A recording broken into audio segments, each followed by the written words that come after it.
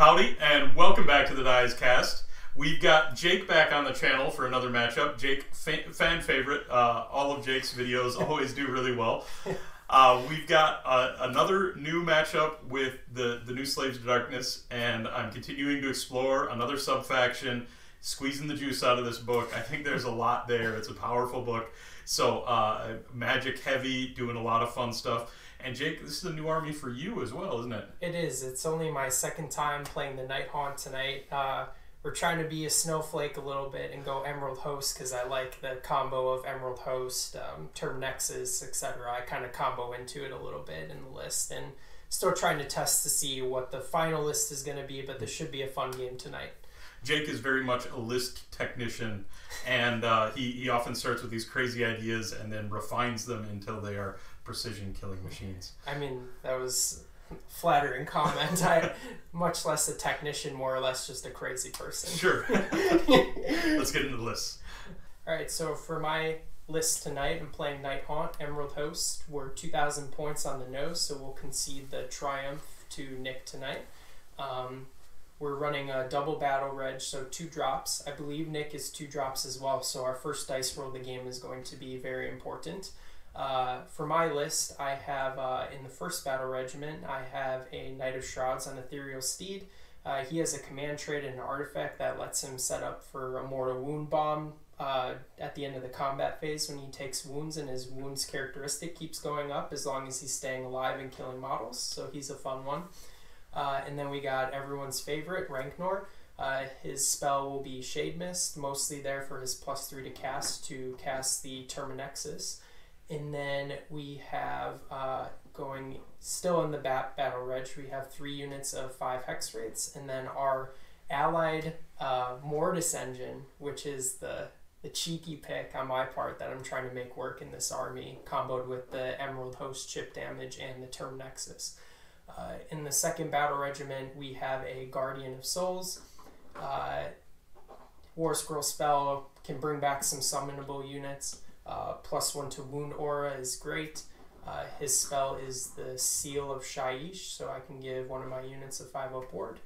And then we have a Spirit of Torment, bring back some models, which is important in this list because our wounds count is kind of low. And then we got a 20 block of Grimghast Reapers, kind of a hammer anvil combo in my particular list, or at least how I envision it. And then we got a unit of Spirit Host to bodyguard some of my heroes. And then we have a unit of Mirmorn Banshees. And to round out the list, we have a unit of Chain Gas to give some of my units +1 to hit. And then for my final 85 points, I have the Terminexus, which is kind of the foundation of the list, along with Emerald Host. Last time I played a very aggressive, very fast, cavalry-focused list in Knights of the Empty Throne. And I thought there was a lot of juice in that list. I thought that had a lot of gas and will be strong going forward. But I'm completely shifting gears here. Very infantry-focused cabalist list. For my heroes, I've got 2 Chaos Sorcerer Lords. One of them is my general with the Arcane Tome. One of them, and he's got Master of Magic. And then I've got Thedra Skullscryer, who's got the Godsworn Hunt along with her. She's got a bodyguard. And all 3 of those wizards are going to benefit from Cabalists. So they're all going to get an extra cast. They're all going to be able to use the heroic action, potentially all 3 of them if they stay close together, to roll 3d6 on their casting. So I'm going to have just a ton of casts out of these 3 wizards. I've also got a Bloodstoker to buff up some Khorne marked units.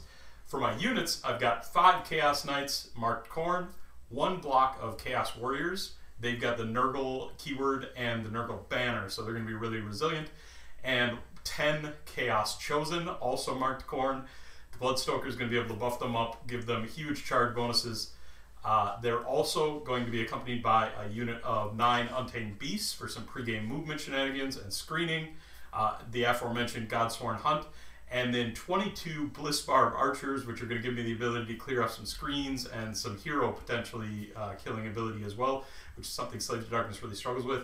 I'm excited about the allies in this list. And I'm also excited about my 3 endless spells, which are the Soul Scream Bridge to really get those Chosen flying up the table, the Ravenax Gnashing Jaws, again to go hero hunting, and the Cogs to make my casting a little bit more reliable on those 3d6s.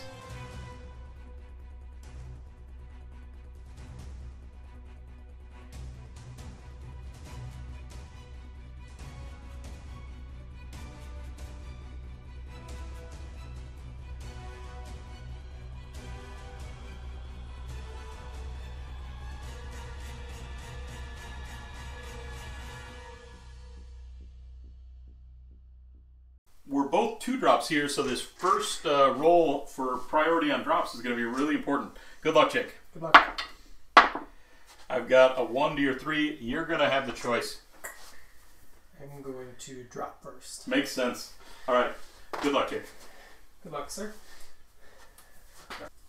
Tonight we're going to be playing Head-On Collision, and this is an interesting battle plan. We've got our deployments in our corners, and then we can't control objectives in round 1, and that really throws a wrinkle into battle tactics and into scoring in round 1.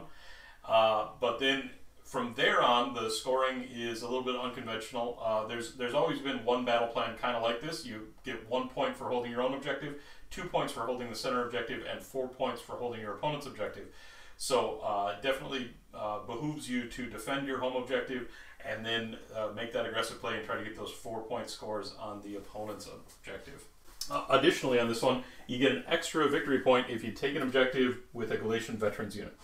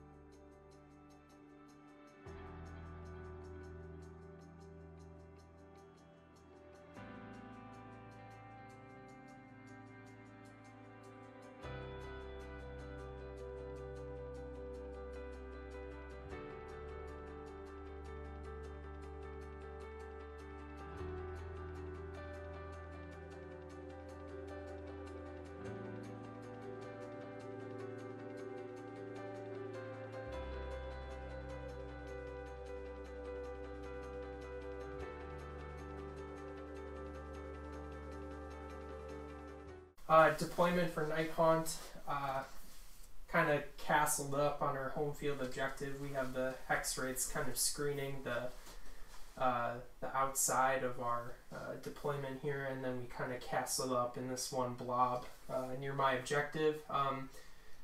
There's no scoring turn 1 in this mission, but Nick has a couple of Alpha Strike options in his list, so I just wanted to make sure I gave myself a little bit of room behind my screens, and I'm ready to counter if he decides to come in. For my deployment here, I really expect Jake to give me the first turn and kind of lined up accordingly. I want to be able to get my Bliss Barbs into the action relatively early. They're very effective against Nighthaunt, or relatively effective against Nighthaunt. And then I just set up my casting castle so that if Jake does decide to go first, he's not going to be able to get the Terminexus into me and start tearing up all of my low wound heroes. I was definitely worried about that, so I paid attention to the range there. But otherwise, I've got some ability to throw things across the table and hopefully be able to just pen Jake in and start doing some damage here. A couple pregame things to do here then. The Untamed Beasts are going to make their pregame move. They're going to go 6 inches.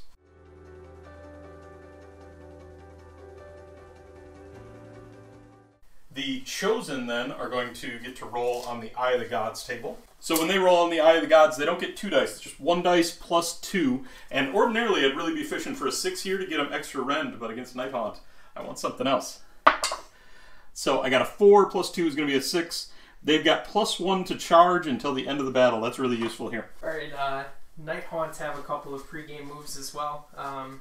I have the ability to pull 3 of my units off the board and put them into reserve to come in later in the game, and in this case I'm just going to pull off my Mirmorn Banshees. Yep. And then right now I get to roll for my Emerald Host ability that I get to do chip damage to during the game, so it's a D3 plus 1 units. Sure.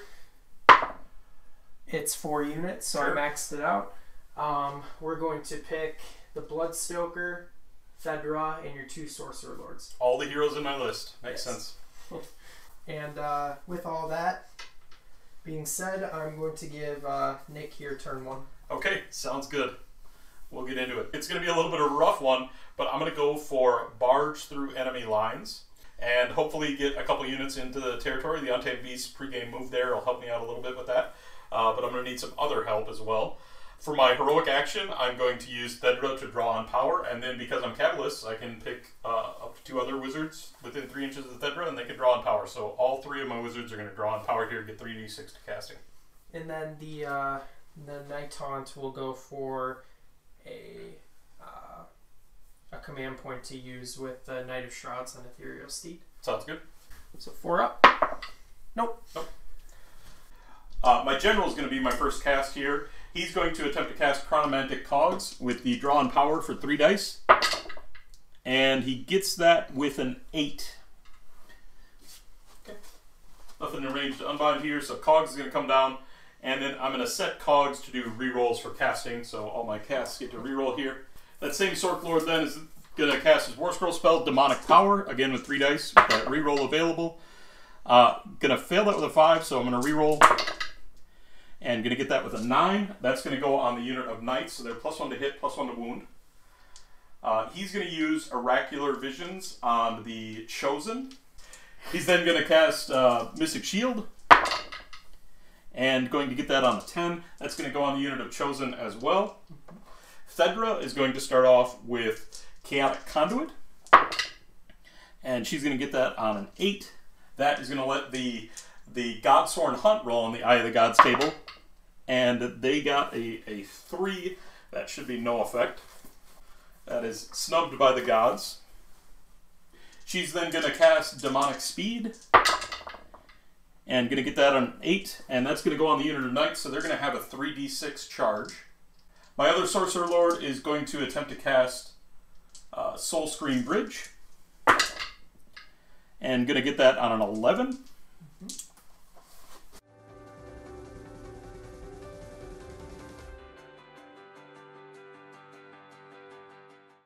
And then for his last spell, he's going to attempt to cast Levitate with 3 dice, and going to get that with a 14. So that's going to go on the Knights as well. They are now able to fly and charge in 3d6 inches. And with that, we'll get into movement phase. At the start of the movement phase, the Bloodstoker is going to whip the unit of Chosen. He's out of range to whip the unit of Knights. And then the Knights are going to travel through the Soul Scream Bridge.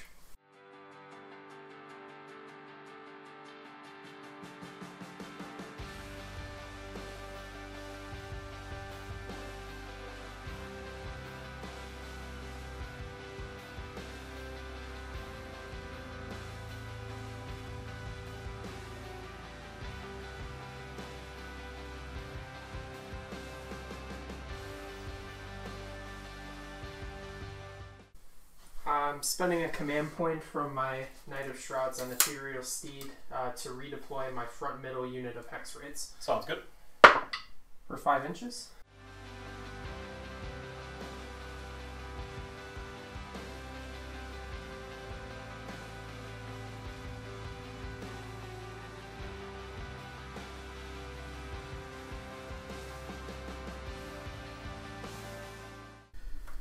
Movement here, I pushed up everything I could toward the center. I got my big block of defensive Chaos Warriors there, and got the Untamed Beasts off into Jake's deployment here.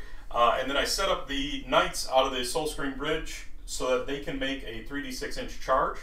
And they've got Levitate on them, so if I get a real big number on their charge, they're going to be able to clear the screen, jump over things, and start fighting. And then I also moved my Bliss Barbs up on the flanks so that I will hopefully be able to get some shots in, but not as many as I'd like here. Alright, so in the shooting phase, just 1 unit to shoot with. That's going to be the Bliss Barb Archers. 17 of them are in range of this unit of Hex Wraiths. It's going to put all the shots there. It's going to be 35 shots, and I'm going to spend for all-out attack here. Okay, and I'm going to spend a command point for Discorporate on those Hex Wraiths. Okay, sounds good. So I've got a total of 35 attacks here. I'm going to do 20 and then 15. With the all-out attacks, these are going to be 3s and 3s.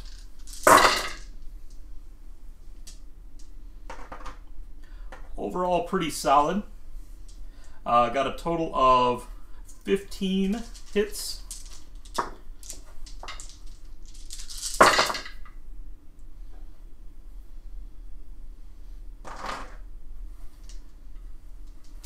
So 11 wounds so far, and then I've got another 15 coming through.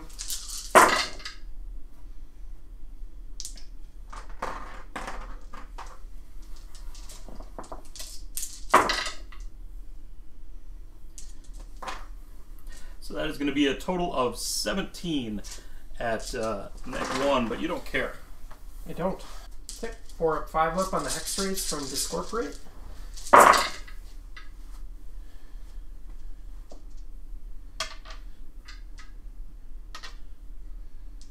Pretty mediocre.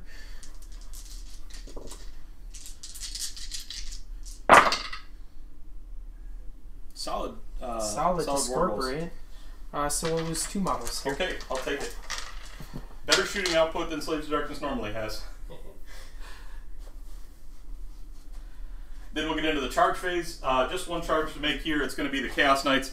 They're on 3d6, and the lowest dice here gets to go to a 4. So I get to take this 2 and make it a 4, and that's going to be a total of a 12-inch charge.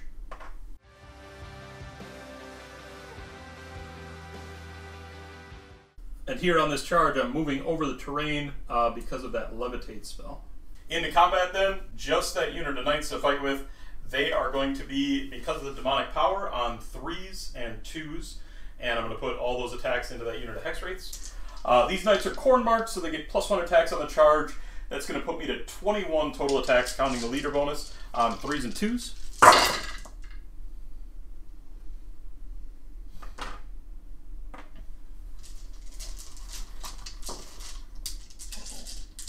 2s to wound.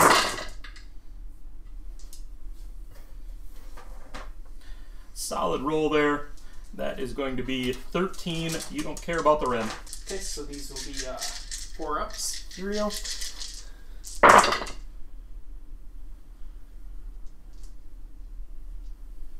Okay, and then 2 damage apiece because you charged, right? 2 damage apiece, yeah. Okay.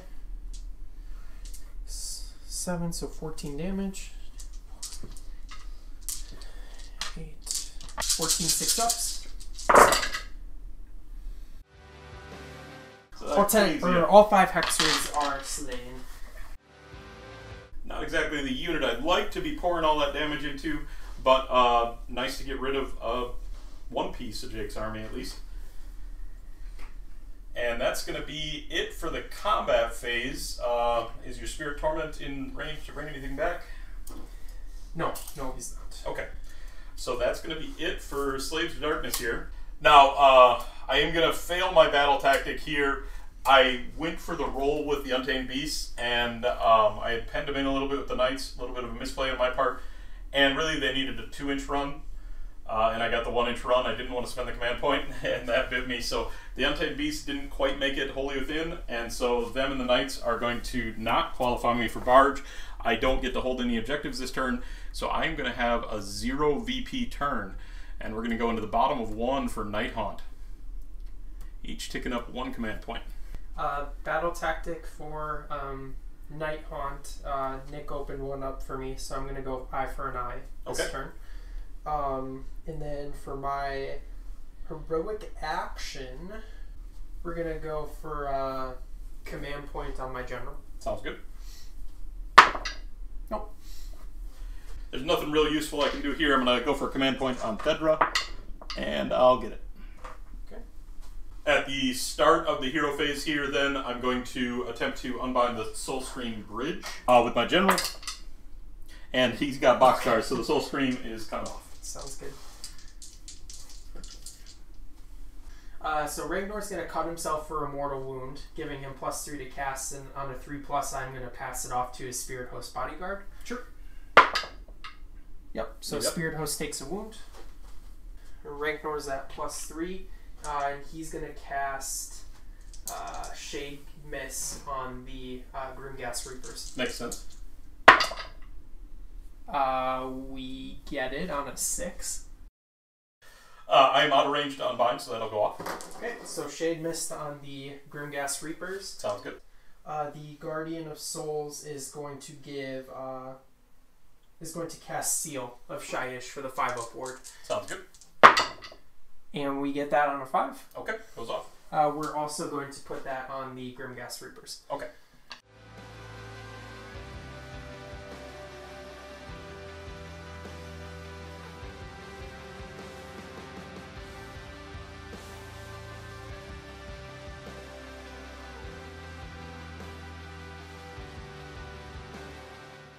I'm going to redeploy with the Blissbarb Archers after the Hex Wraith move, and they're going to go 3 inches.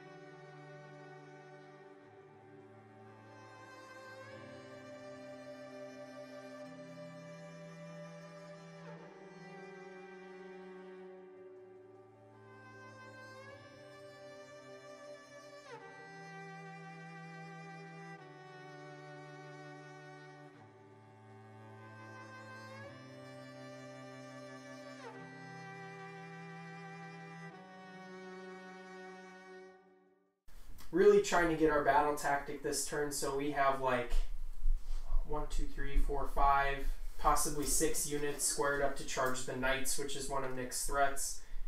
May or may not have been bait, but I'd really like to take a 2-point lead going into turn 2. Banshees drop down. I kind of dropped them there because they're kind of giving me some space when if Nick gets the roll off and then does some stuff with the Soul Scream bridge, just trying to fan out my force a little bit, just because we're pretty light on wounds and bodies. So yeah, we'll see what happens with the Mortis Engine shooting. Yeah. So it's 4 up for everything within 12. It was the 3 units. So on the Blissbarb Archers on a 4 up for D3. Yep. For 3. Okay, solid. On the Chaos Knights. Yes. For 3. Okay. They've got 5 up shrugs. And they're going to shrug 1, take 2. Okay. And then on the Untamed Beasts. Yes. For 1. Okay. That's going to go on the very good boy. The goodest boy. Okay. Now we're back to Nighthaunt things. Yeah. So we're back to our ABCs. We're going to try a charge with our Hex Wraiths first on the right-hand flank and see what we get. Okay, this unit right here? Yes. Okay. In front of the Mortis Engine. We get a 9.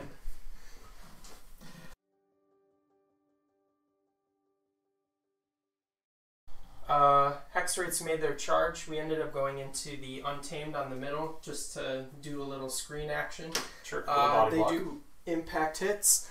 When they charge, so on a 2 up, they'll do D3 mortal wounds to the Untamed Beast. Yes. For 2 mortal wounds. Okay. And they rolled a 9 for their charge effect, so the Untamed Beast will be -1 to save. Okay. Spirit Hosts are going to charge on my left-hand flank. For 5.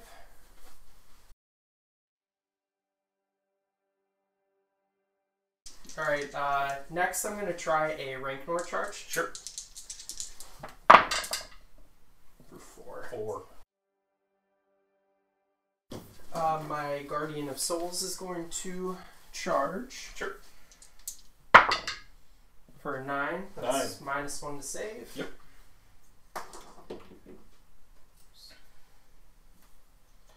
All those heroes doing the good work in Nighthaunt.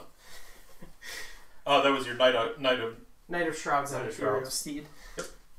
And then we got the block of Grimgas Reapers. Sure, the big important one. Yep. For 9. 9. So another -1. Okay, -2 so far.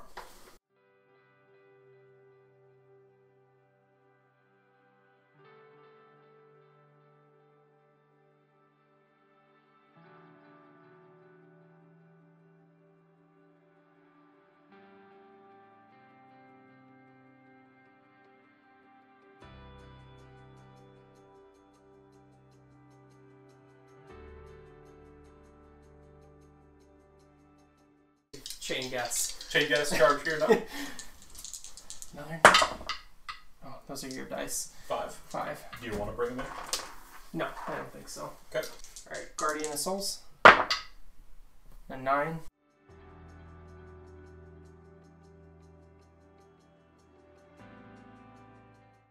Okay, so another -1 to save. Okay, so the knights are at -3 to save now. And then the Spirit Torment, you want to roll to see if you get a longbow? Sure. See if we can get a strike last in there. Well, part of the fun of Nighthaunt is just fishing on the charge rolls. Nope. No. Okay. Yeah, we'll try a Mortis Engine charge. He won't have the Nighthaunt effect, but we'll see where he goes. Sure. 8 inches. And I think the knights might be in trouble. Alright, we've got then the start of the combat phase.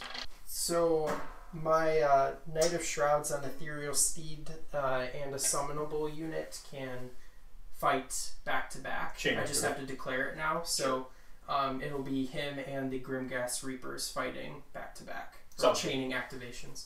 I am not going to spend for all out defense here. They're not coming out of this. So, yeah, go for it.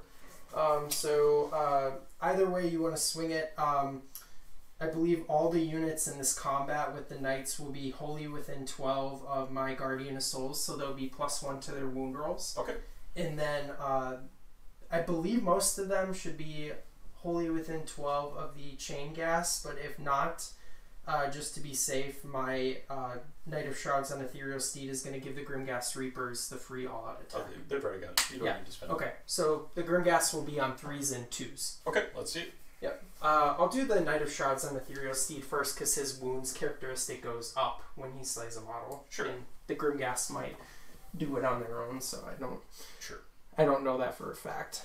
So my base 3-up save here with the knights is going to go to a 6-up. And then you've got your Rend, so I will be on no save here. Okay, so Knight of Shrouds, he'll have 5 attacks with his Sword of Stolen Hours, and this will be on 2s and 2s. Sounds good. 6s cause auto wounds, so 2 auto wound. Yep. And then we have 3 wound rolls, wounding on 2s. So we have 5 at -1 Rend, but so we're 2 damage applying... apiece. Yes. So 10 damage so far, and then you've got some mount attacks. Yep. 2 attacks with the Ghostly Hooves and Teeth, and these will be 3s and 3s. 2 hits, and 1 at effectively -3. No base Rend here, so I will get a 6-up save on this one. Just 1? Yep, just 1. Failed that. So 1 more damage, taking 11 so far. That's going to leave 1 knight alive. Grimghast will pile in.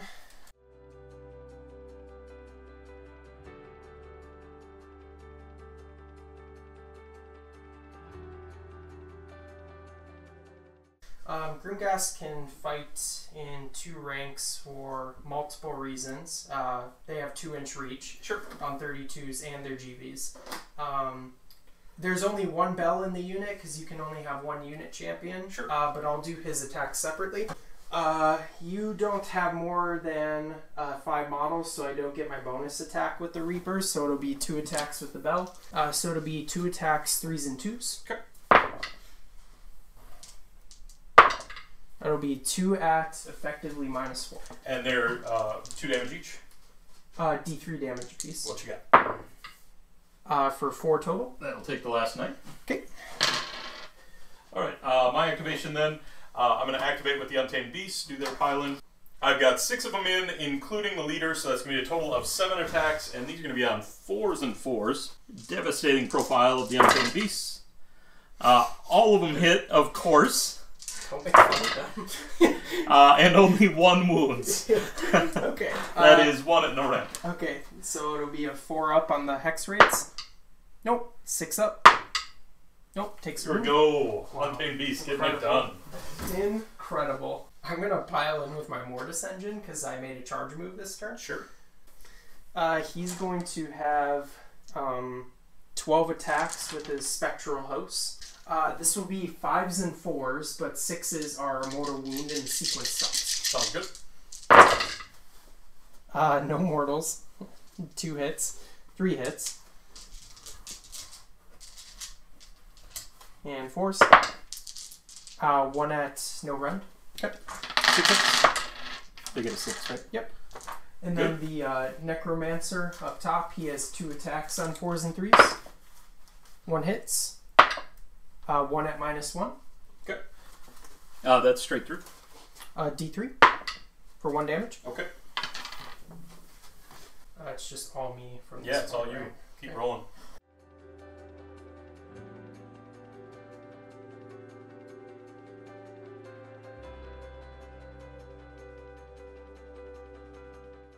I'll do 2 dudes into your Untamed Beast. Sounds good.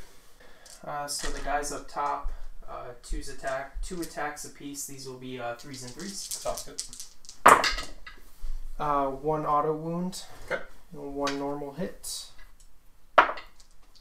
2 at -1. Straight through. 1 damage apiece. Yep. And then the mounts will be 4s and 4s. 1 auto hit, 1 regular, or auto wound. 1 at no, or did I do -1 to save on them? Yes. Okay, so 1 at -1. Alright, so another 2 damage there? Or just 1? Just 1 damage. Okay. And then we had the damage earlier, so. Yep. Kill another 2 of those. And that's it. Okay, I've got a battle shock check to make with the Untamed Beasts. Of course, can't auto pass it because of Nighthaunt, and that is going to be the unit. So, Nighthaunt turn. We'll get our 2 points this turn for our battle tactic. We did kill the knights, so eye for an eye was good. Sure. I think considering our list composition and kind of lack there of bodies, we did a decent job of fanning out and kind of controlling-ish the middle of the board. Should Nick get the priority, we'll take some casualties. The Chosen will come in. They'll probably kill whatever they want with the bridge that I won't be able to unbind. Bliss Barbs might be able to shoot something, but I'll have, I think, some opportunity for retaliation at the bottom of 2, should that happen. And I think I'm in a decent place to also take a double should the roll go my way as well. Sounds good. Then you got Emerald Host is going to go off? Yep, Emerald Host happens at the end of the battle round. I get to roll a dice for the 4 heroes that I basically cursed at the beginning of the game, and they'll all be taking D3 mortal wounds on a 2-up. So I will do the Bloodstoker first. Sure. On a 2-up. Yes. For 1 mortal wound. Okay. And then we'll do the Sork Lord next to him. Yes. For 3 mortals. Okay. And then Fedra. Yes. For 2 mortals. Alright, Thedra's got a 3-up bodyguard rule for the Godsworn Hunt. It was 2 mortal wounds? Okay, 3 ups. 2 of them are going to go to the Godsworn Hunt. That's going to kill one of them. And then the last Sork Lord. Yes. For 2. Okay. Alright, big prio roll here. I definitely will feel better if I get this than if I don't. I've got a 2. I got a 5. Alright, you've got the priority choice. I was kind of on the fly trying to fan out. I don't think I did it perfectly, so I'd like the opportunity to fan out this turn. Okay. And take the double. We might be able to do some decent chip with the Mortis Engine this turn, and maybe Terminexus can fly somewhere significant. Sure. Alright, let's get into it. Yep. For Proving Ground here, I'm going to pick actually your home objective, just to keep you honest with at least one of those units of GVs. Sounds good. The Nighthaunt are going to barge through enemy lines this turn.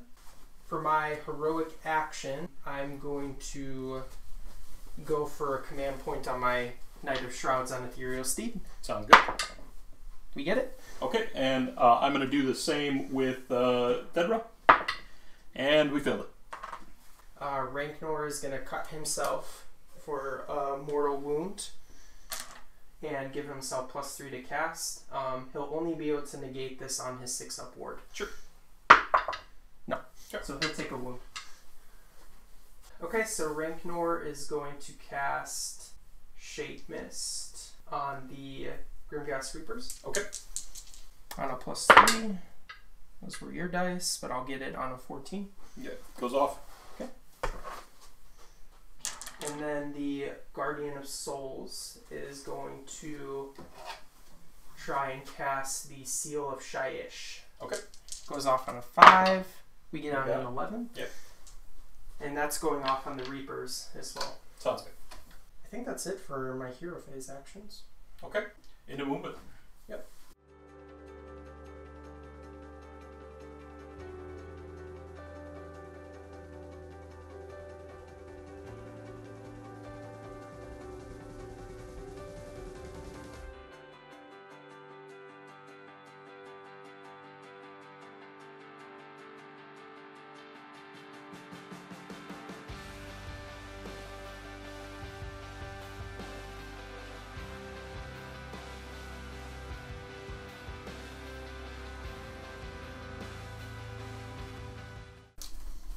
So Nighthaunt movement turn 2.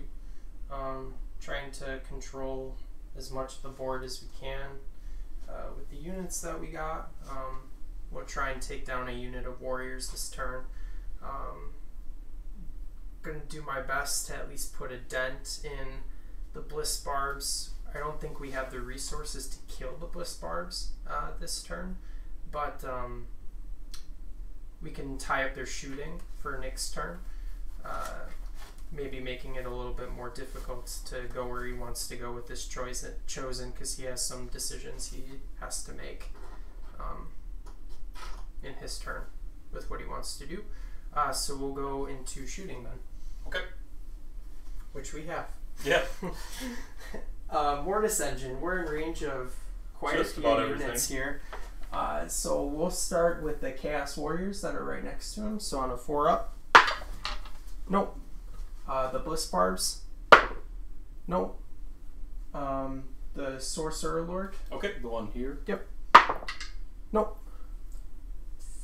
The unit. Godsworn Hunt. Yep.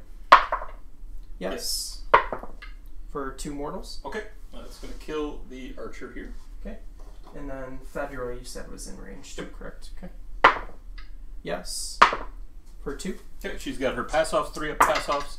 We're going to pass both of those off and kill another from the Godsworn Hunt. Okay. The goodest boy. Both of my good boys now down. And then the chosen. Oh, are they in range? Yep. Okay. No mortals. Okay. So then we just have Nighthaunt charging. Ironically, we're going to try a charge with our Mortis Engine first. Okay. For 7.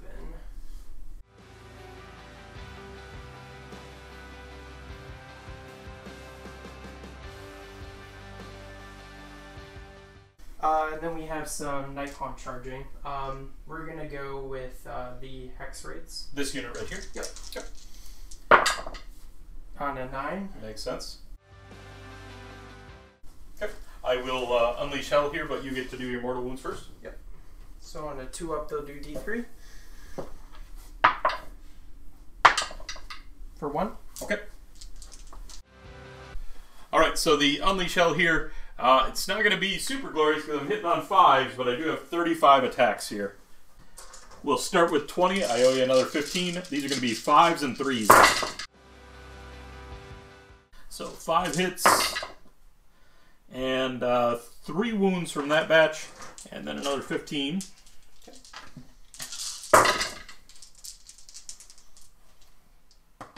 That was a good roll. Sure was.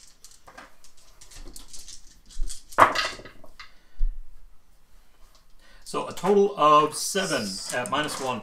Okay. Not that you care. 4 up, 6 up on the Hex Raids. Pretty good save was. And then 6 up ward. Oh, pretty All good. kinds. Pretty good. Not bad. And the charge effect was -1 to save. Okay. Just so you know. It was a 9. Sure. And then Ranknor is going to charge. On a 5. So Okay. it'll be -1 to hit. Sounds good. Knight of Shrouds on Ethereal Steed is going to charge. Sounds good. On a 9, so -1 to save. Okay. The Grimghast Reapers are going to charge. Sure. on a 6. Okay. So that's -1 to hit, if Sounds I'm not good. mistaken. Yep.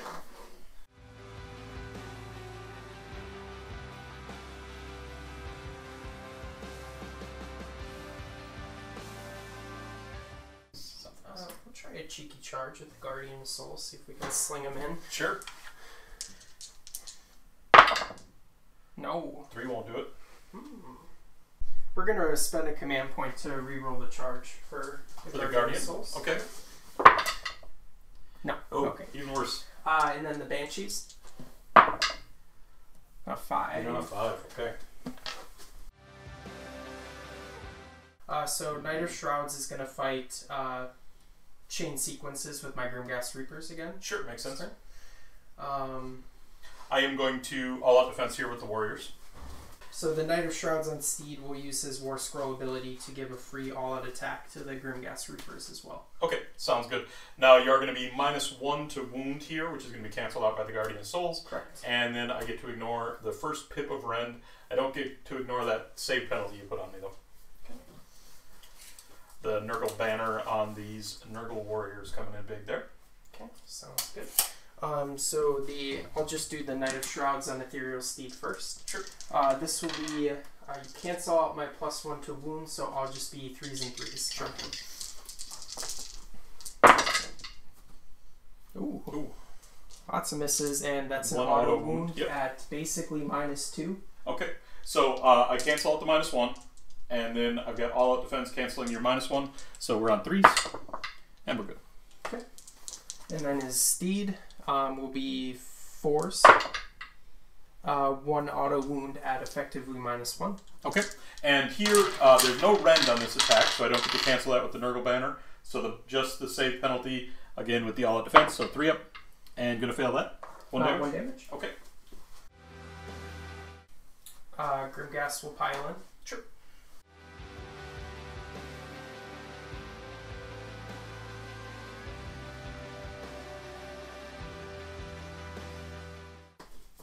Alright, so we have 9 Grimghast Reapers that can fight, and you are a unit with 5 or more models, so there'll be +1 attack as well.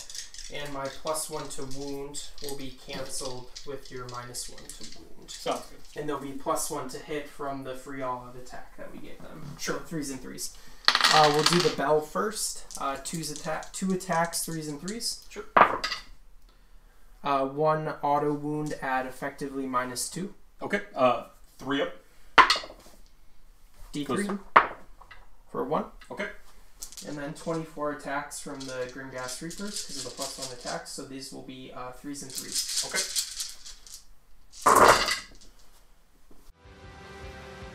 It'll be 6 auto wounding hits. 3s. Be 3, 6, 8 plus the 5 auto wounds, so 15 at -2 effectively. 15 at -2. 13. I think. 13. Yep. 3 ups. And I'm going to fail 2, 4. That was a success. Gonna fail 6 of those. Okay. And I took 1 damage from the bell, so a total of 7 damage comes through. It's gonna kill the wounded one and 3 additionals. Alright, I'm gonna swing back then with the Chaos Warriors. Pile in with them first.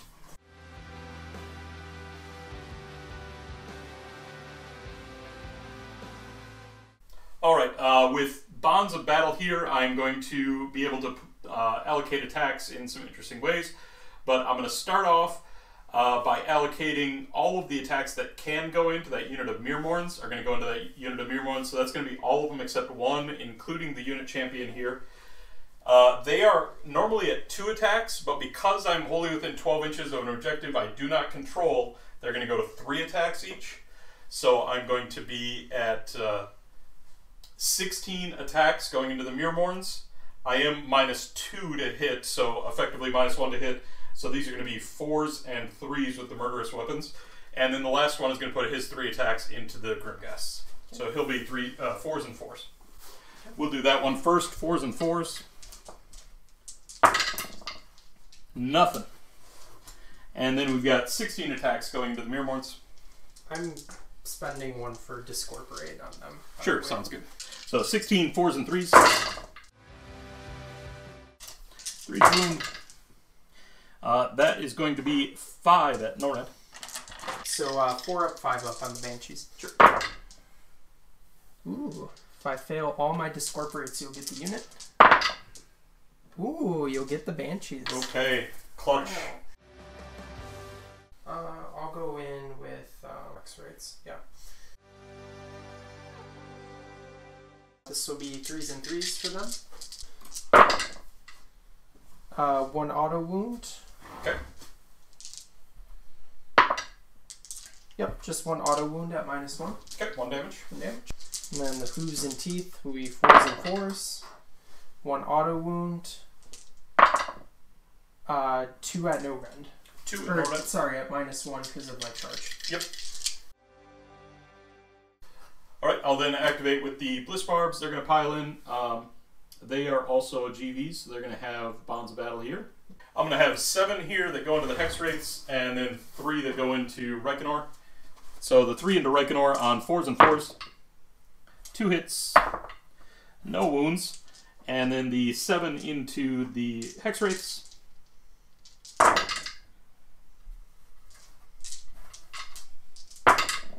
1. Effectively no red. 4 up. Nope. 6 up. Nope. Hey, that's a dead pony. Reikenor is piling in, so he's wholly within 12 of the Guardian of Souls, so he'll be +1 to wounds, so he'll be 3s and 2s. Sure. 1 auto wound goes through, and 2s. It'd effectively be 4 at -2 because of our charge bonuses. Yep. So 2 damage apiece. Okay, 8 of them dead. 3 attacks for the pony, so this will be 4s and 3s. Sure. 1 at effectively -1. Okay, 1 more dead. 1 damage. Just your activations left, so just the Mortis Engine, really. He's going to pile in, just maybe he can get some attacks and get my battle tactic. Okay, so with the Spectral Claws, it'll be 12 attacks. 5s and 4s, 6s do immortal and the sequence stops. Okay. It'll be 4 mortal wounds. Nice. Not bad. Yep, 4 mortal wounds. Okay, they've got their 5 up mortal wound chug, and going to take all those. 2 more dead warriors. And then the... and they're -1 to wound here. Yep, the guy up top, this will be 4s and 4s with the -1. Nothing. Okay. I've got a couple battle shocks I need to take. I lost 6 Chaos Warriors, so I'm going to lose some more here on the Bravery roll. They are Bravery 8 with their Standard Bearer. And I rolled a 3, so I'll lose 1 more there. Okay. The Bliss Barbs lost a ton this turn, so they're almost certainly going to run. Yep, that is going to be the unit of Bliss Barbs. Just the thing of note with my Knight of Shrouds and Ethereal Steed, he has slayed a model both of my turns so far, so his wounds characteristic has gone up by 1 each turn, so he's at a wounds characteristic of 8 now. In regards to my turn, I think I'm happy I took the double. The last threat on the board is the big one, which is the Chosen. So Nick will have to pick and choose his fights very carefully this turn. He does have the possibility to double back. I think all of his heroes are threatened at the bottom of this turn because of Emerald Host. And should I retain priority, I think I can control the rest of the board most of the game, but we'll see what he does with his Chosen this turn. I've also got a Bravery roll on the Godsworn Hunt. I'm just going to spend a command point to auto-pass that one. They are not terrified, so I'm able to do that. So I'll get my battle tactic with my Hex Raids and my Mortis Engine for 2 points. Sure. We will score our home base objective, I guess, for a point. And is it the first time you take it with the Galatian Veteran unit, you get a bonus point? So you get 2 bonus points there. So that'll be 2 bonus points, and I'll control the middle, which I think the middle objective in this mission is worth 2 on its own. So you got a total of 7 here. 7 points for Nighthaunt on turn 2. Very nice.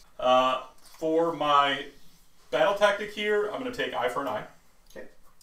For my heroic action, I'm going to draw on power, so all my wizards can do the 3d6 casting again. I'm going to go for make my Knight of Shrouds on Ethereal Steed a wizard. Okay. This hero phase. Okay, so you get an extra on body? Yep. Okay. Into spellcasting then, I'm going to start off with my general is going to attempt to cast Demonic Power. It's his War Scroll spell on 3d6. And going to get that on a 10. With the Guardian of Souls, we'll use his Unbind. Okay. Okay. You'll get to keep that. That's going to go on the Chosen. Okay. He is then going to attempt to cast Mystic Shield on the Chosen. Going to get that on a 13. He's going to Oracular Visions the Chosen. The other Sorc Lord is going to put Oracular Visions on my General. And then he's going to attempt to cast Binding Damnation. And going to get that on a 12. And that's going to go on the Hex Wraiths. They are going to be fighting last here, the close unit of Hex Wraiths. Okay. The other Chaos Sorcerer Lord is going to attempt to cast Levitate. And she's going to get that on an 11. Levitate's going to go on the Chosen then. Thedra's then going to attempt to cast Ravanax Gnashing Jaws. And going to get that with a 12. Thedra's then going to attempt to cast Chaotic Conduit. And going to get that on a 6. Oh, we'll try and combine that with Rancor. Sure. Okay. So that goes off. That's going to go on the Godsworn Hunt. And I rolled a 6, so they are going to be at +1 Rend, which is completely insignificant unless they go into the Mortis Engine here. And then for my last cast of the phase, I'm going to attempt to cast Soulstream Bridge from my Sorcerer Lord, and going to get that on an 11. With my heroic action, we'll try and combine this on a 12 with Sure. Oh, goes off.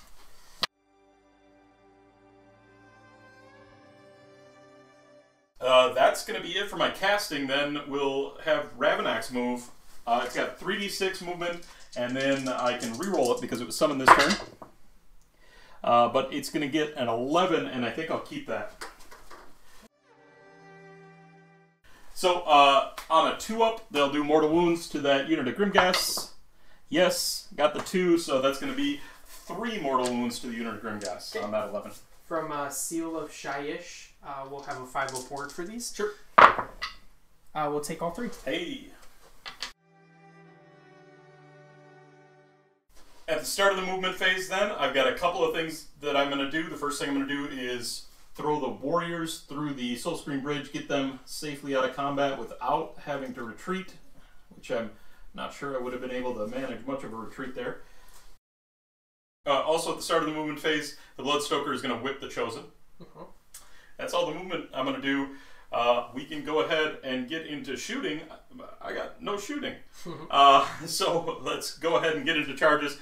Going to charge with the Chosen. So they've got a couple bonuses here. They've got +1 on their War Scroll from their Drummer. They've got +1 because of the Eye of the Gods roll that they made at the start of the game. And then they've got +3 from the Bloodstoker. So they're at +5 on this charge. Let's see what we can do. Just 2 dice though, so they're going 12 inches. Hell yeah. And you'll notice I didn't move them there. I didn't want to offer any redeploys. So we're gonna, just to try and get any sort of value left out of the engine, we're going to Unleash Hell. Only 2 units in range. So on a 4-up, the Chosen will take D3 Mortals. Okay. Nope. And then on the Godsworn Hunt. No. Okay. Alright, so combat phase, I'm going to pile in, of course, with the Chaos Chosen first.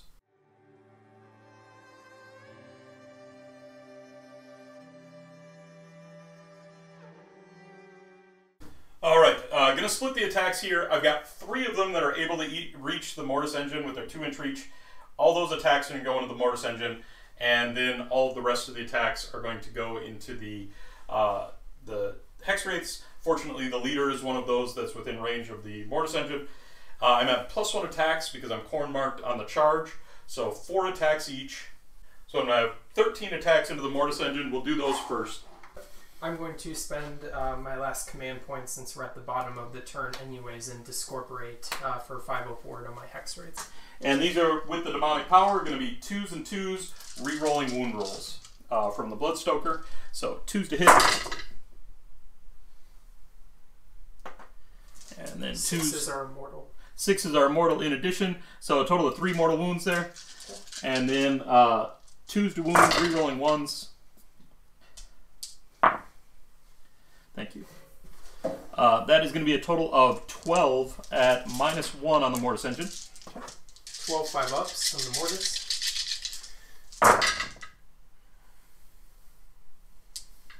That's 2 damage apiece. 2 damage apiece, yep. Okay. That's 6. And then he doesn't get a 6-up, right? No. Okay, so the Mortis Engine is down. Okay. And then I've got the 7 chosen going into the Hex Wraiths. At 4 attacks each, 28 attacks. We'll do 14 and 14. That same 2s and 2s profile. Ooh, a lot of 1s on the hit. Don't forget your 6s. But I'm going to get 2 mortal wounds there. Okay.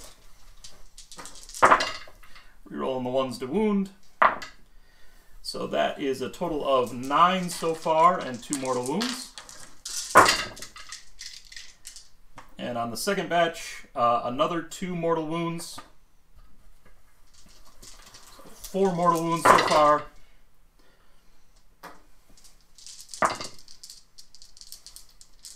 And a total of 20 saves. Okay, 24 ups.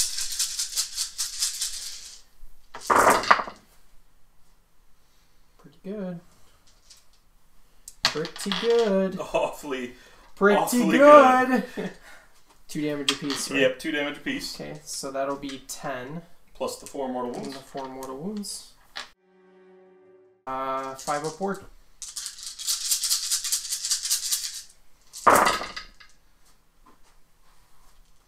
I think you'll kill them to the wound. Looks that way. Saved Yep. 4 of the 14. Damn. Oh, if even one of them had survived and kept them tied into combat, that could have been really significant. So I have the option here after that fight to fight again with the Chosen, but they're not going to get into enough here, so I'm going to call it a turn at that point. Okay. Still not a great turn there. I killed a unit. I killed a couple of units, so I'll get my eye for an eye, but I only hold my home objective, so I'm going to get a total of 3 victory points there. And I am still well behind. Definitely need this priority roll going into the next turn, but we've got Emerald Host first. Emerald Host, so 2 up.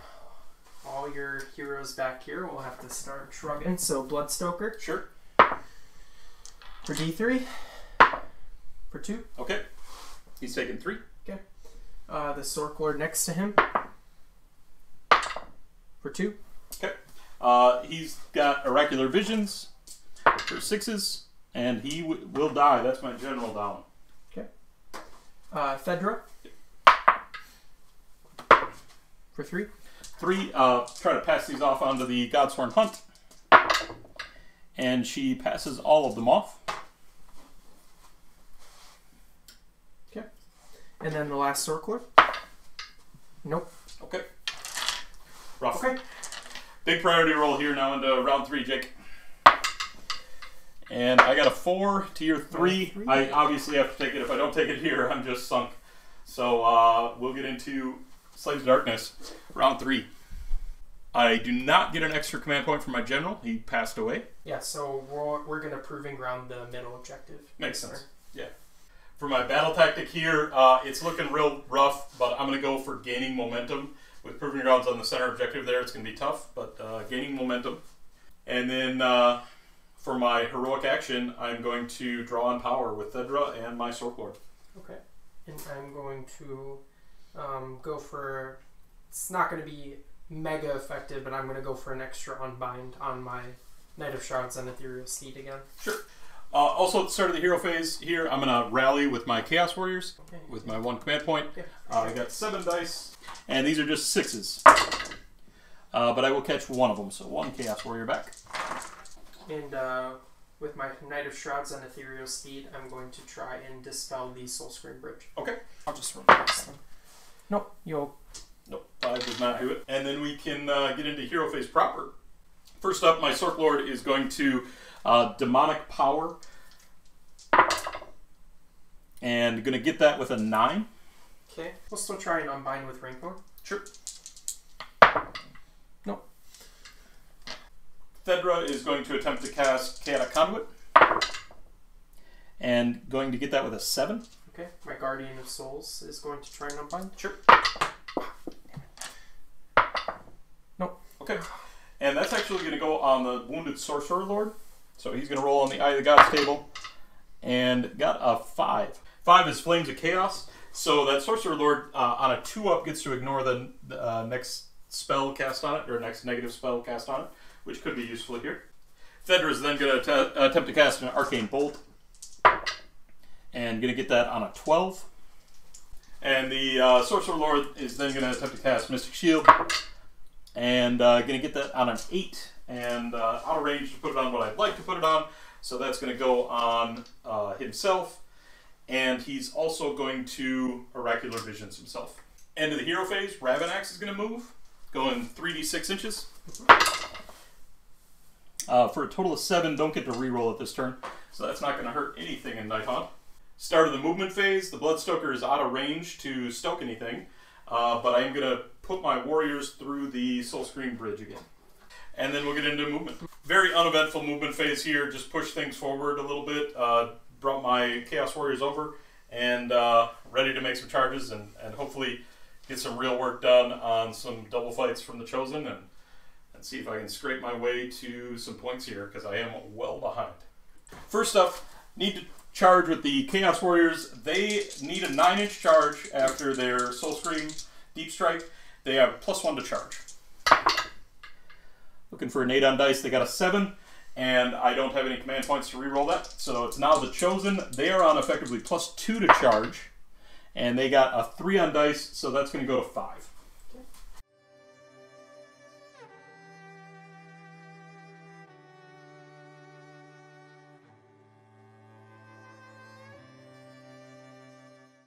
Real straightforward then into combat's going to pile in with the Chosen and fight with them first. Alright, the Chosen are on what would be 2s and 2s here, but -1 to wound. I am going to burn my Triumph, which is +1 to wound, so they'll be on 2s and 2s. No rerolls here from the Bloodstoker. And in the name of trying to preserve as much as possible out of these Chosen, I am going to put all of their attacks from this first activation into the Grimgas. I really want to kill them and not give Jake an opportunity to pull them out of combat before that second activation happens. So we've got a total of 40 attacks, 41 attacks here with the Chosen. Okay. So we've got 21, then 20, and with all the bonuses tallied up, these are going to be 2s and 2s. Got it. So 3 mortal wounds there from 6s. Okay.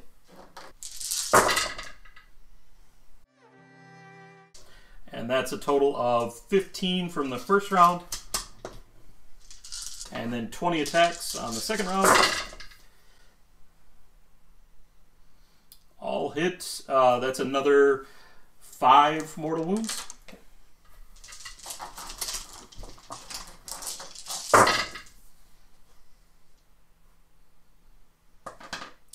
And that is going to be another 18.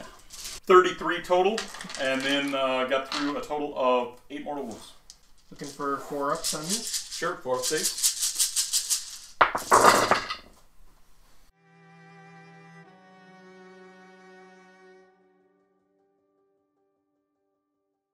I'm just going to roll this twice. Sure. 5 ups.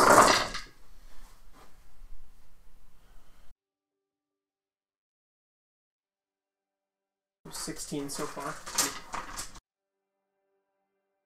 Yeah, so that's whole going to unit clean the is unit. dead. Yeah. That's why you bring the Chosen. They're expensive. They're so good. But they certainly have the punch.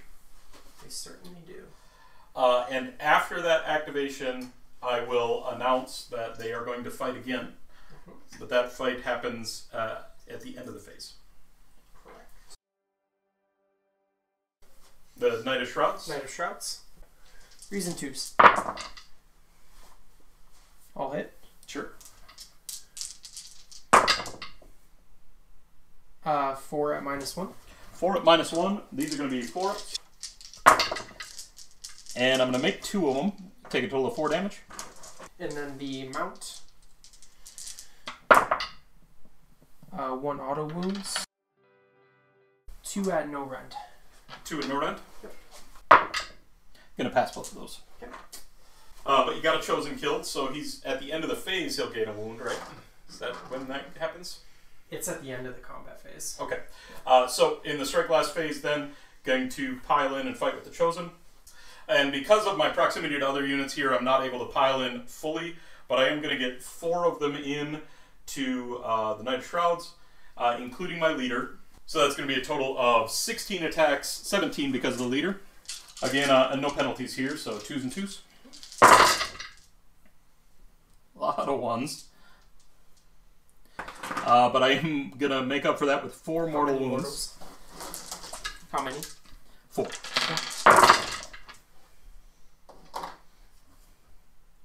And a total of 10 at rend you don't care about.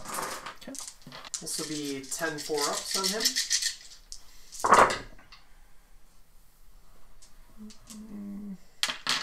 So 5 go through, that's 10 damage. Yep, plus the 4 mortal wounds, total of 14. 6 ups. It's a valiant effort, but he will go down. Okay, we love to see it. Now, unfortunately, my Chaos Warriors failed their charge. I needed them to get onto the objective to take it in Proving Grounds. The Chosen are not Galatian veterans, so I'm not going to take the objective this turn. So I'm just going to hold my home objective and score 1 point from that. And that's going to mean I fail my battle tactic and don't get the 2 for the middle. Just 1 point here. So I am now so far behind on points that it's unlikely I'll be able to recover. But we got bottom of 3 Nighthaunt. Okay, my battle tactic is going to be desecrate the land on this terrain feature. Sure. Heroic action. We're going to do Ragnar's Finest Hour for +1 to wound. Sounds good. I'm going to attempt to heal my Sorcerer Lord. Got it with a 5, so he heals for 2. He's back up to full. Okay. I'm going to spend one of my command points to rally my Hex Wraith unit. Okay. We get 1 back. Okay. Ragnor is going to cut himself for a mortal wound. Sure. We'll see if we'll save it on a 6. Nope. He'll take a wound, but he'll get +3 to cast. Sure. And then we're going to try and bring out the Terminexus. Sure. We get that on a 9. 10. Sorry, a 10. I'll attempt to unbind that with, we'll go with Thedra. She's feeling lucky. I got a 10, so it goes off.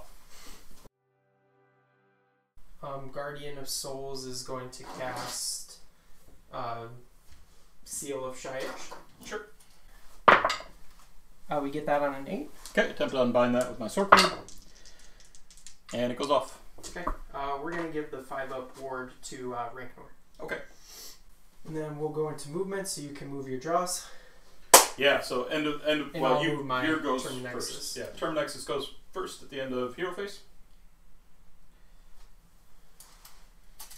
Just tag everything except the chosen. Yep.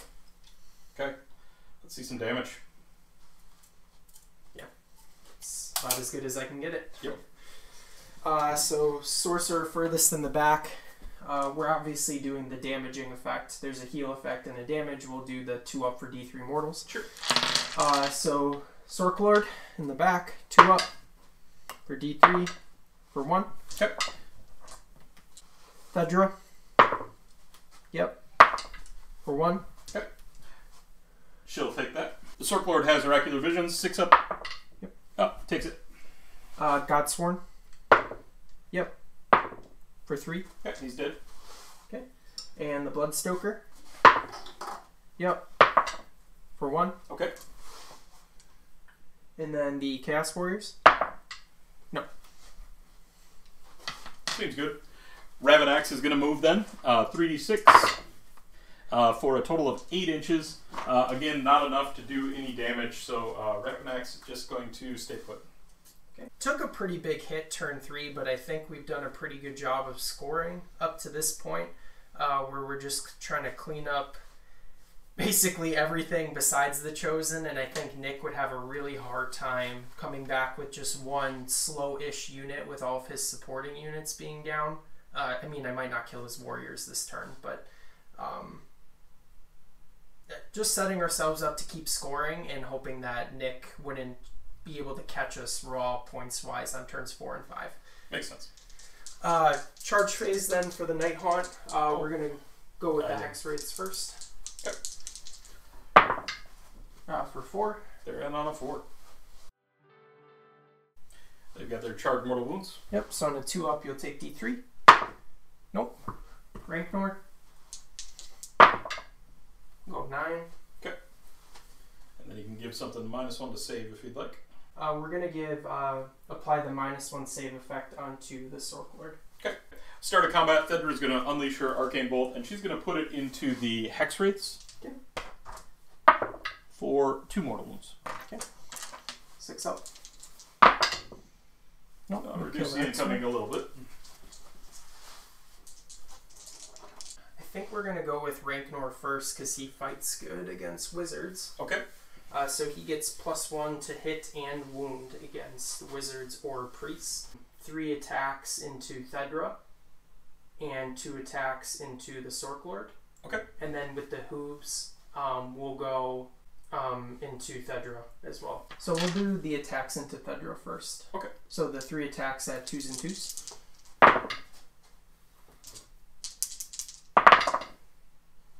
2 at -1 into Thedra. Are you sure Reichenor's not -2? Yep, Ranknor's attacks are -2 rend. So okay, so straight through Thedra, so that'll kill her. Okay. Wasted the hooves attacks at least. Yes. And then Ranknor's 2 attacks into the Sork Lord, still 2s and 2s because we're targeting a wizard. Both hit. 2 at -2, or effectively -3. Okay. From the charge bonus. With the Mystic Shield, these are going to be 6s. And failed both of those. 2 damage apiece. Oracular Visions. Going to fail those, so he is dead. Okay. Alright, I'm going to go with my Bloodstoker then. He's going to pile in just a little bit and put his attacks into Reikenor. He's got 3 attacks with the Torture Blade. These are going to be 3s and 3s. 2 hits and 2 wounds. No rend. And then 3 attacks with the Blood Whip. These are 3s and 4s. 2, so a total of 4 at no rend into Reikenor. Okay. 4 4-ups, and then he also has the 5-up ward on him as well. Ooh. 1 damage apiece, right? It takes 1. Okay, got him. Got him. Okay. And your Hex Wraiths have the option? I'm not going to be able to pile in range to fight. Okay. So I don't. Alright, so into Battle Shock, no Battle Shock to take. Rough turn for me here. You did real well on your scoring. What'd you get here, Jake? Yeah, so we'll get our cheeky battle tactic with the Guardian of Souls this turn for 2. We still control our home for 1. And then we took Nick's objective for 4 points. And turn. you still control the center objective as well because of the proving ground. Yeah, and the Chaos Warriors trail in the chart there just continues. So 4 plus 2 is 6, plus 2 is 8. Plus 1. 9. So 9 point scoring turn. Pretty good, pretty good. And we'll still have Emerald Host kick on. Yeah. The remaining wound on the Bloodstoker, we'll see if we can snipe him. You need a 2-up. 2-up. That's going to get it. He is dead. Yep. And then we've got a priority roll in round 4. We sure do. I got a Can't beat 6 tier 2. It'll be my turn. But the reality here is that what's going to happen is that I'm going to move my warriors into the middle. I'm going to pick a tactic against the odds. So I'll be able to get the battle tactic. The Chosen are going to come over here, and it's likely that they kill these 2 heroes. They're on +2 to charge. It's likely they get in and kill these 2 heroes. and probably take this objective, except they'll probably fail at taking that objective because you're going to prove grounds it. So that's going to mean I'm going to get just 2 points for the center objective and my 2 points for my battle tactic, and I am so far behind on points with then just my foot slogging characters back here. I mean, I have to clean you here because I can't let you keep scoring 4, but I'm not getting anywhere here, so I'll shake your hand, Jake. Good game. Great game, Nick. Nighthaunt, getting it done. I love Nighthaunt, and it sucks to be on the receiving end of them, but it's interesting to see them do their stuff. So, how do you feel about the army? Honestly, I've had 1 or 2 games with these guys, both kind of different iterations of this Emerald Host list. One against Justin this past weekend against Maw Tribes. It was just a slap fest bit back and forth where we almost just tabled each other. Ended up losing turn 5. Still loved it. Great game. I guess this game was a little bit more volatile in the result. I think having the turn 2 double, which I'm kind of planning for, and if I would have set it up a little bit more aggressively, my Mortis Engine could have, the reason he's in the list is for his double pop when you get a double turn. I didn't pull it off this game. I don't really expect to every game. He actually had 1 good shooting phase, though, this game. For sure. And honestly, his average grade in the 2 games I've played so far is a B, so he gets to keep his spot. Sure. Term Nexus, it's so good, even Absolutely. when it was just doing 1 mortal. Like in Emerald Host, I love it. Like, it's just doing passive damage where I don't have to try and like come get you to do something, which is something that Nighthaunt they just wouldn't have access to, except for Term Nexus in like a normal setting. You're always having to charge with Bladegeist and Scarlet Doom, or Mortal Wounds exist in the army, but I just love the form that it takes in this particular list. It's so reliable with Reikenor too. Him or using the Guardian of Souls with the Midnight Tome to get it autocast. There's a couple of ways that the army can really lean on those endless spells, and they become really reliable pieces that really help dictate the flow of the game, which Nighthaunt loves. I think this Nighthaunt variation where you get a lot of Mortal Wounds. Now here it was, I think, especially good because I had a few low wound heroes, so you could really kind of turn into them. But I think in general, it's a really interesting and compelling way to take the army.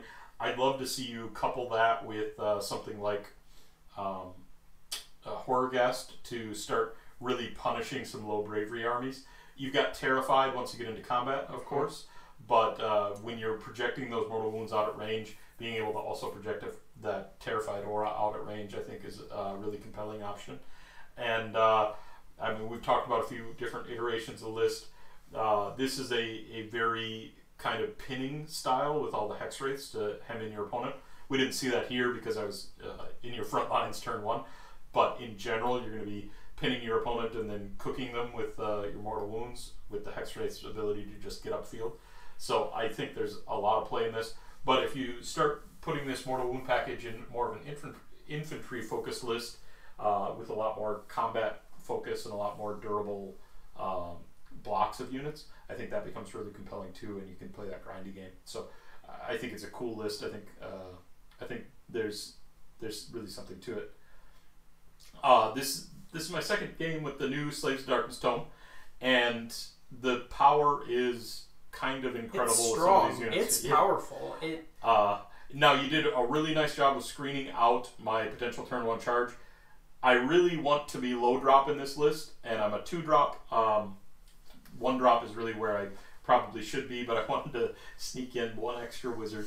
But I think 1 drop is really necessary for this list, Shine, because you're often going to be dealing with screens, which is what we saw here, where I couldn't necessarily shoot off the screens that I needed to really get the Chosen in to be really effective in that turn 1 bomb charge, because that's what this list is built for, right? Is getting the Chosen on +4, throwing them upfield with Soul Screen, and then charging them in. I like that because I've played Slaves to Darkness for a long time too, mostly in their old book. I haven't played the new book yet, but I love that you have compelling options for turn 1 when given it. I know you said you wanted to be one drop so you could dictate, and I think a lot of people are kind of turning that way now that expert conquerors and bounty hunters are kind of, they're not seen in a great light anymore, and people are starting to turn back to battle reg. Right. But I love that, like, you could still go 2 or 4 drop and you could still have a very compelling turn 1 as a melee only army. Now you see what a chosen double can be. Oh my god. We saw that one activation cleared the term nexus and a unit of hex rates. Next turn, 2 activations comfortably cleaned 20 Grimgas with all of the defensive buffs they can offer. Even close. And a Knight of Shrouds. Now, with that kind of output, I could have just split the attacks and taken them in 1 activation, I think. But I didn't want to risk it. But they are an absolute death machine. And being able to buff them with... And not slow. No. Not slow at all. Like, they got the native +1, and then with Bloodstoker, they are screaming up the table. Alternately, you can run them with the Slanesh mark if you're... just passive run and charge. Yeah, passive run and charge. Which remains relevant when Khorne gets updated. They need a command ability for the run and charge. Yeah. But the ability to give them run and charge, and then they'd have +1 run and charge from the Slanesh mark. And then Chaos Conduit, you could get another +1 to charge too. You can't Chaos Conduit them. But on the initial roll, right? Yes. Yeah, they start to get just a super speedy, and you know, it was to the point where I wasn't moving. I had some long charges, but I wasn't moving because I'm at +2. I'm at +4. I don't want to give the redeploys. I'm just coming in. So I think that was really good. I think this game breaks a lot differently. Well, certainly the priority rolls early. That turn 2 priority roll was big. Honestly, the deployment roll was big because we rolled 2 drops. That's always going to be really consequential. But I think there was that moment where my Chaos Warriors failed their charge, and they needed an 8 on dice. I didn't have the ability to re-roll it. They're most likely going to fail that charge. But if they make that charge, then I think things break very differently here because I catch the middle objective. You're not scoring on it multiple turns. Maybe there's an outside chance I can claw my way back into this based on that. But that swing is really something like a 8-point swing when you factor in the battle tactics, and that starts to get real rough. Yeah, I agree. I think this is a compelling list. The next time I bring it, I will bring... I'll keep Thedra. Thedra is awesome. She was great. But I'll probably drop to 1 Sork Lord, keep the Bloodstoker, so that this is more of a 1-drop style list, and then kind of chunk up some of the other units, maybe reinforce something. But, you know, there's a lot of play here. I like the Bliss Barbs. I think if had I caught a double, they were in position to really do a lot of work for me and really be in great position for me. But even as it is, they took out nearly a unit of hex wraiths, and then there were 22 bodies that you had to spend a while churning up. Here you can't Inspiring Presence them, so of course once you got into them, they were just done. But I think they're a good option for the army. Just the ability to have some kind of shooting. I'd like to pair them with the cultist units to screen out in front of them, but I really like them. Knights are continuing to do work. I'm loving this new Slaves book. Yeah, no, it's a blast, and from what I can tell, and it'll continue to be fun and competitive even when the Blades of Khorne book gets updated. Right. And you lose access to like kind of your super allies that you have right now, but like play them while they're there.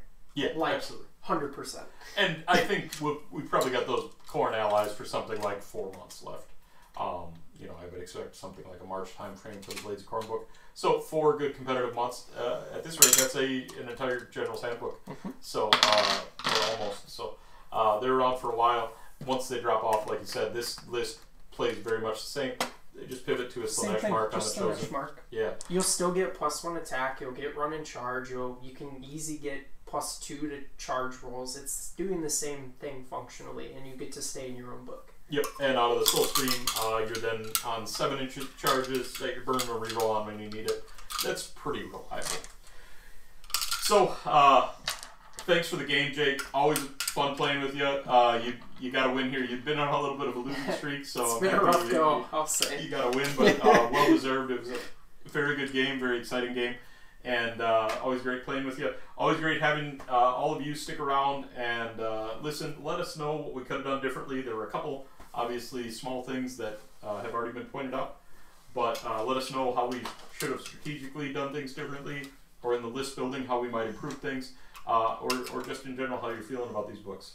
As always, we've got a link to our Discord down below, and we're happy to see that community continue to grow and all the great conversations that are happening there. So, thanks, everybody.